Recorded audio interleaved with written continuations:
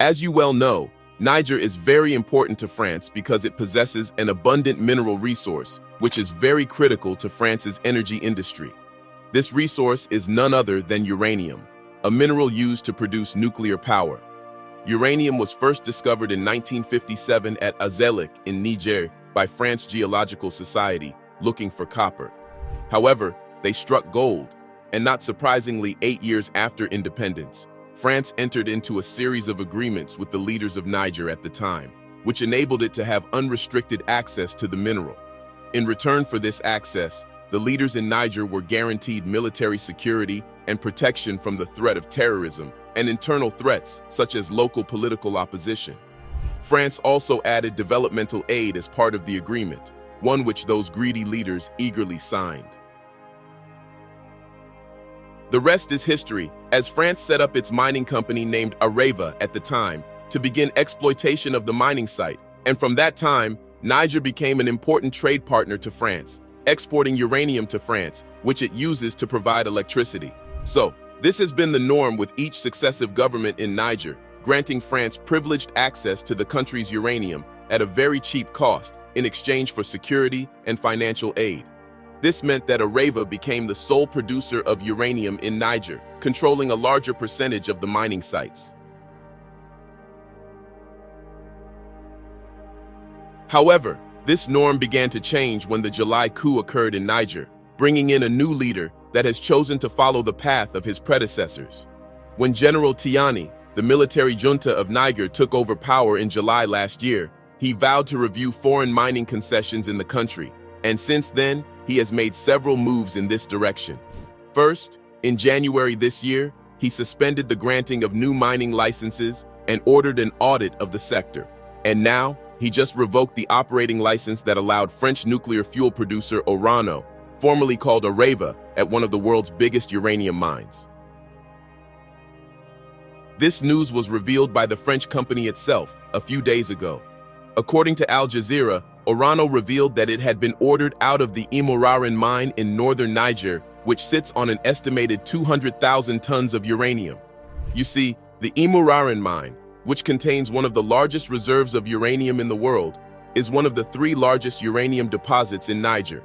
While one of the other 2 sites, the Somer mines, is currently being controlled by Orano with 63.4% ownership and Niger's state-owned company with 36.6% ownership, the other site, the Cominac mines, has been shut down because its resource has been depleted. So, evidently, the Imouraren mines are the future, and France would love to get their hands on it because uranium is very important for France's energy industry and even Europe as a whole. According to reports, France gets 65% of its electricity production from nuclear power, which it needs uranium for, while the European Union relies on Niger for about a quarter of its uranium supplies. Now, the interesting thing is that France already had the license to operate the Imouraren mine. After all, they have been the sole producer of uranium in Niger since the country got independence. The company was supposed to start mining activities in the mines far back in 2015. However, they didn't because of the crash in uranium prices following the 2011 Fukushima nuclear disaster in Japan. So, the Imouraren mines were abandoned until the military government came into power. According to the reports, the Mines Ministry of Niger warned Orano that it would take away its license if development work had not started by June 19th. A week before the deadline, Orano reported that it had resumed operations on the site. Current market conditions, with a favorable increase in the price of uranium, make it possible to once again consider putting Imouraren into operation, a statement from the company said. However, on June 20th, the authorities in Niger wrote a letter to Orano stating that the company's exploitation plan did not meet our expectations. As a result, the mine has been returned to the public domain and exempted from all contractual rights. This is a huge blow to France, and as you can expect, the company has not taken the decision lightly. In a statement released to the public, Orano, which has been operating in Niger for over 50 years, said it has always followed a responsible approach of partnership and transparency, acting in continuous consultation with the state of Niger and local stakeholders. The company's statement also added that it fears that this decision to withdraw the mining permit for the deposit will hurt the economic, social, and societal development of the region. It highlighted how since the mine opened, dozens of people were involved to make progress with the work, and that Imouraren would eventually provide jobs for 800 people on the project, including subcontractors.